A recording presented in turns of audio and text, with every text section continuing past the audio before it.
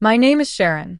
Standing in the luxurious hotel lobby, I clutched my industry leader award tightly to my chest, as if it were a shield against the chaos unfolding before me. A police officer was shoving my mother towards the exit, her screams piercing the air like a siren.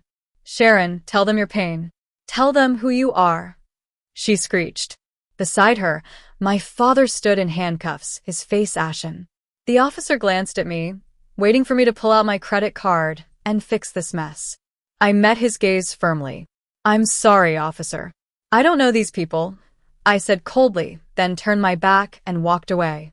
Before I tell you how they ended up in the back of a police car on the most important night of my life, let me ask you, have you ever been the bank for a family who treated you like an outsider?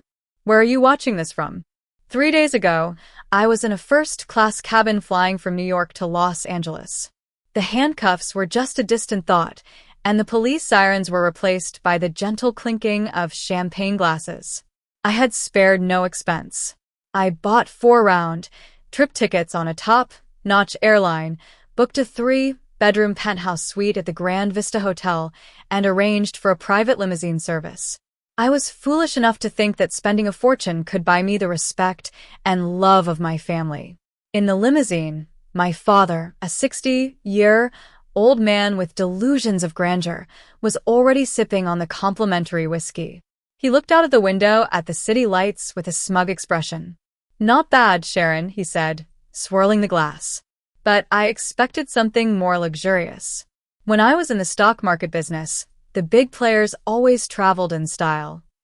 The truth was, he had lost all his money in a bad investment 10 years ago and hadn't held a real job since. But in his mind, he was still a financial genius waiting for the right opportunity. Next to me, my 22-year-old sister, Lily, was busy taking selfies. She adjusted the angle of her phone to capture the fancy interior of the limo, but made sure to crop me out of the frame. "Can you move your hand?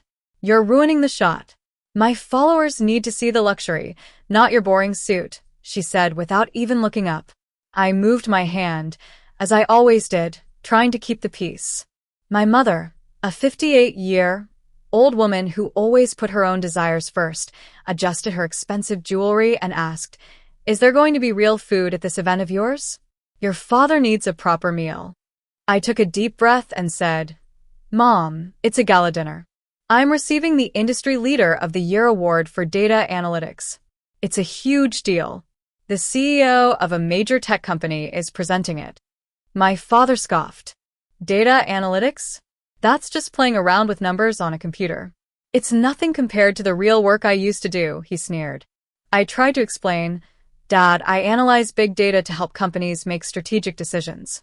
Last year, my work saved a company millions of dollars." But he just waved me off, saying I didn't understand the meaning of hard work. When we arrived at the Grand Vista Hotel, the ballroom was magnificent. I was seated at the front table, right in the spotlight. To my left was the CEO of a well-known tech startup, and to my right was a famous venture capitalist. But across from me were 3 empty chairs with beautifully written place cards that read, "Guest of Honor." As the time for the ceremony drew near, I started to worry. The CEO leaned over and asked, "Are your family members running late? Traffic in the city can be a nightmare." I lied, saying they got a bit lost and would be here soon. I checked my phone constantly under the table. It was 7:45, and the ceremony was set to start at 8 o'clock. No messages. The room was filled with colleagues who had flown in from all over the country to support me, and mentors who had believed in me from the beginning. They all knew what it took to earn this award. And then I looked at those empty chairs. I had paid for everything, and all I asked for was for them to be here for 2 hours, to sit and clap for me. My phone vibrated. It was a text from my mother. I opened it, hoping for an apology. Instead, it read, "Lily met a producer who says he can get her into a big Hollywood project. We can't miss this chance just to watch you get an award. You should be happy your sister is making it big. We'll celebrate later." I was stunned. They had ditched me, the most important event of my career, for a false promise of Hollywood stardom. They traded my real success for Lily's delusions. Furious, I decided to take control. I canceled all the unnecessary services I had booked for them in the penthouse suite, transferred the incidentals to their own accounts, and checked into a standard room under my middle name. Later, when they came back to the hotel, having spent a fortune on a wild night out and unable to pay the bill, the hotel management called the police. And that's how I found myself in the lobby, watching them being led away in handcuffs, finally realizing that some people can never be satisfied, no matter how much you give them.